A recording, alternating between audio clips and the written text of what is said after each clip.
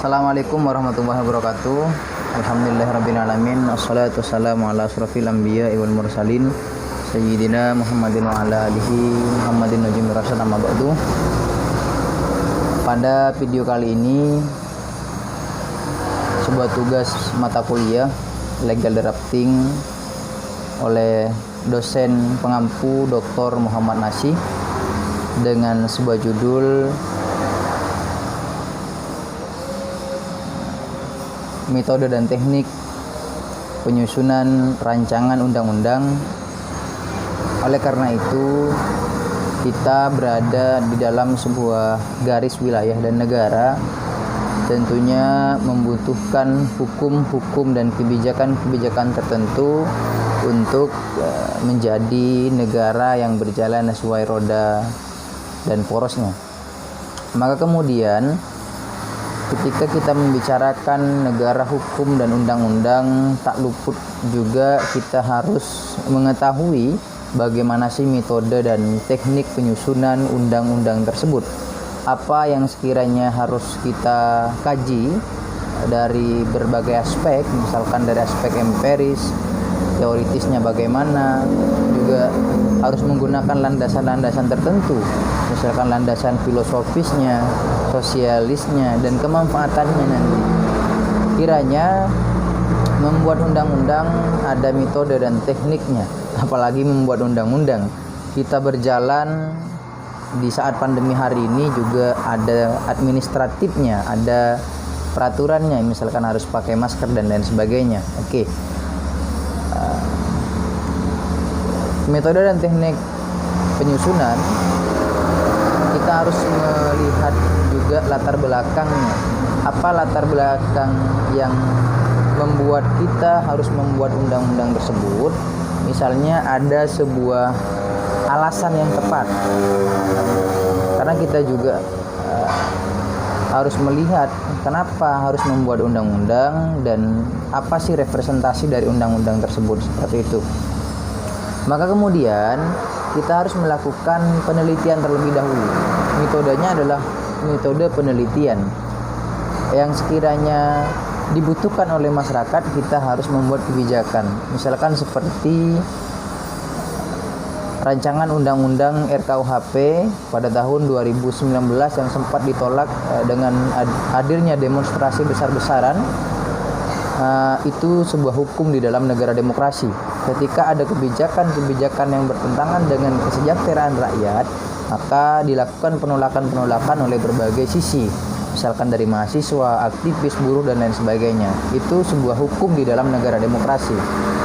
Karena pemerintah pada saat itu tidak banyak melihat aspek-aspek dan melibatkan para akademisi dan buruh atau orang-orang langsung yang berada di lapangan dan terimbas dari kebijakan-kebijakan tersebut. Itu adalah sebuah kekurangan. Maka cara yang paling tepat adalah melihat latar belakang. Kenapa undang-undang ini harus ada? Ketika sebuah undang-undang itu lebih banyak mudaratnya ketimbang manfaatnya di dalam sebuah masyarakat, terlepas yang buat undang-undang itu punya kepentingan dan lain sebagainya, itu terlepas dari sana.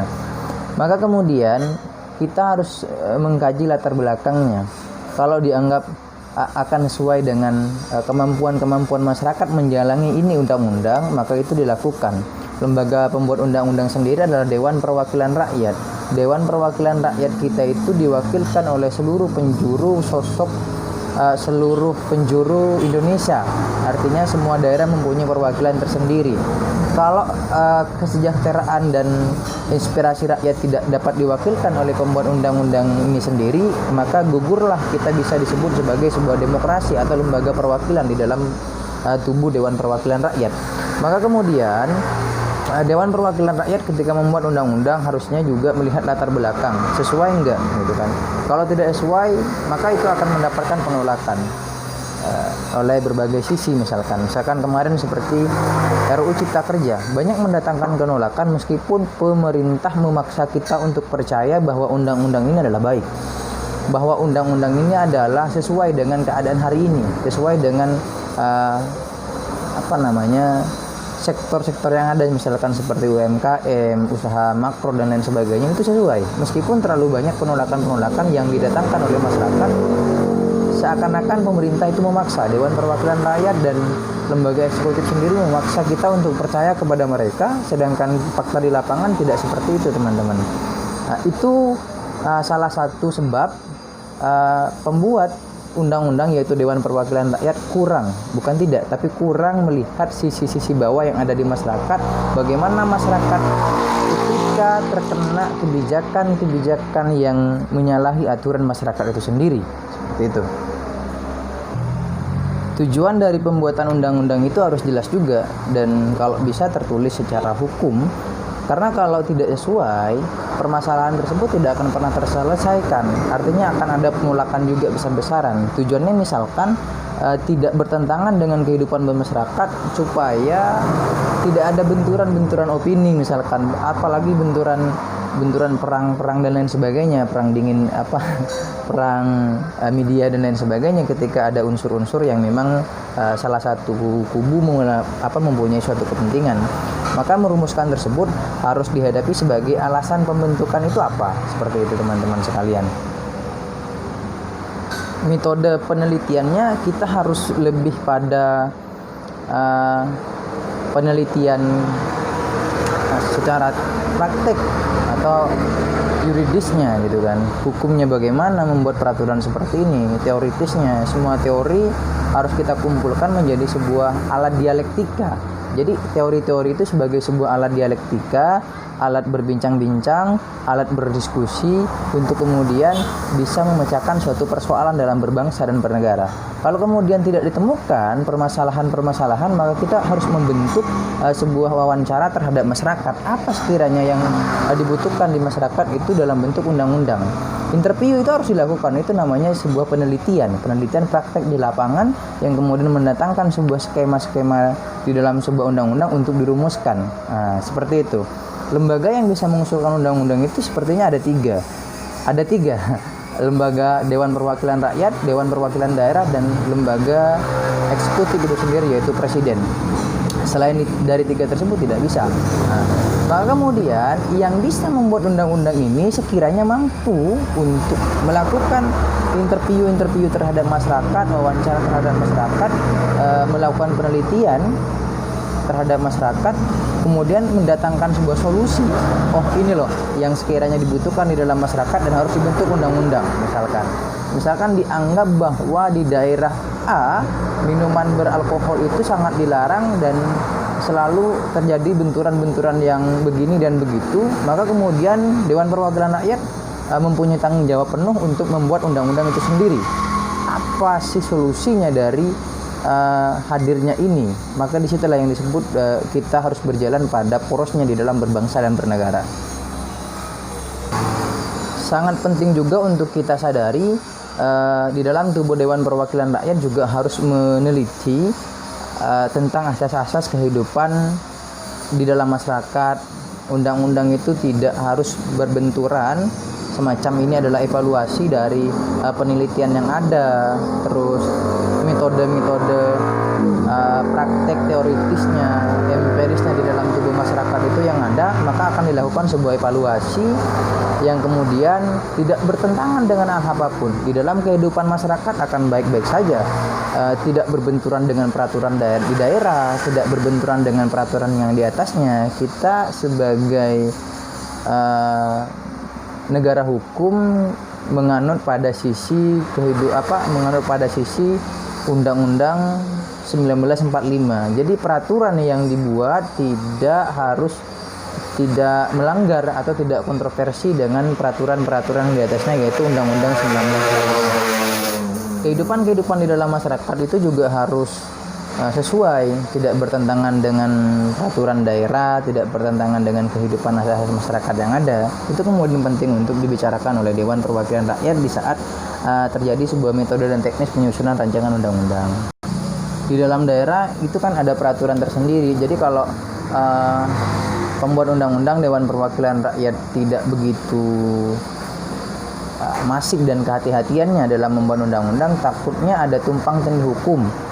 tumpang tindih peraturan yang kemudian menjadi hal-hal yang kontroversi di dalam tubuh masyarakat itu sendiri. Membuat peraturan perundang-undangan tidak harus cepat karena memang membutuhkan berbagai cara yang panjang.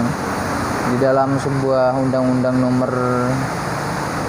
lupa nomornya, tapi harus melakukan sebuah transparansi atau dialektika dulu, penyusunan, baru kemudian pengesahan dan lain sebagainya. Itu harus memandang dari berbagai landasan, misalkan aspek filosofisnya bagaimana, aspek yuridisnya bagaimana. Itu tidak lepas dari pembentukan penyusunan peraturan perundang-undangan. Misalnya dari landasan filosofisnya, peraturan yang akan dibuat itu harus sesuai dengan falsafah kehidupan kita, yaitu Pancasila. Harus sesuai dengan Undang-Undang 1945 dan tidak bertentangan dengan hal tersebut. Kita harus memikirkan kesejahteraan dan kehidupan spiritual masyarakat juga, itu harus kita dipikirkan.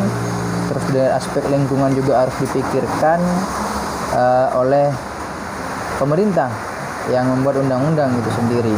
Kemudian dari aspek sosiologis, harusnya tidak ada hal-hal yang berbenturan di dalam tubuh sosiologis itu sendiri. Membuat undang-undang supaya tercipta sebuah sinkronisasi di dalam tubuh masyarakat dan dijamin oleh undang-undang itu sendiri. Kesesuaian fakta empirisnya di lapangan itu sangat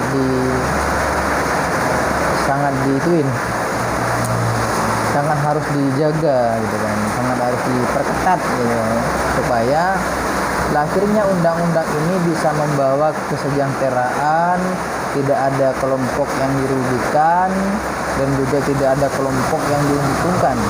Semua di dalam sisi aspek sosiologis masyarakat itu sama di dalam tubuh hukum. Siapa yang punya jabatan itu tidak harus semena-mena mengeluarkan kebijakan yang tidak sesuai dengan kehidupan berbangsa dan bernegara.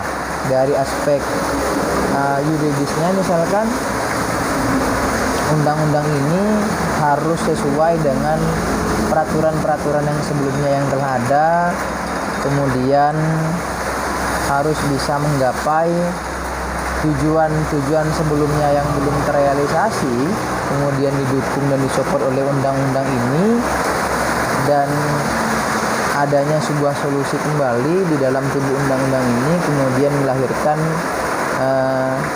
aspek-aspek baru yang sangat dibutuhkan oleh hal tersebut, seperti itu. Dan kemudian harus juga dipikirkan, mohon maaf suaranya agak gemetar karena saat hujan. Kemudian peraturan tersebut akan menjadi sebuah naskah akademik yang kemudian nanti materinya diusulkan oleh 3 pengusul tersebut. Siapapun, lembaga apapun itu berhak mengusulkan, yaitu Dewan Perwakilan Daerah, Dewan Perwakilan Rakyat, dan lembaga eksekutif sendiri yaitu Presiden. Ketika Dewan Perwakilan Rakyat telah selesai melakukan pemuatan materi, maka kemudian akan dilakukan sebuah proses pengajuan di Prolegnas, badan yang terjadinya sebuah dialektika atau diskusi atau group discussion untuk disetujui secara bersama-sama. Ada musyawarah 1 dan 2 yang kemudian nanti akhirnya diparipurnakan untuk kemudian menjadi undang-undang itu sendiri.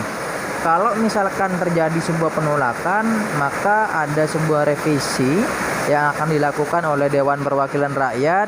Kemudian jikalau tidak terjadi apa-apa, artinya tidak ada penolakan dari sektor sini dan sektor situ, undang-undang ini dianggap sebagai undang-undang yang memang menjurus untuk mengatur kehidupan berbangsa dan negara yang baik.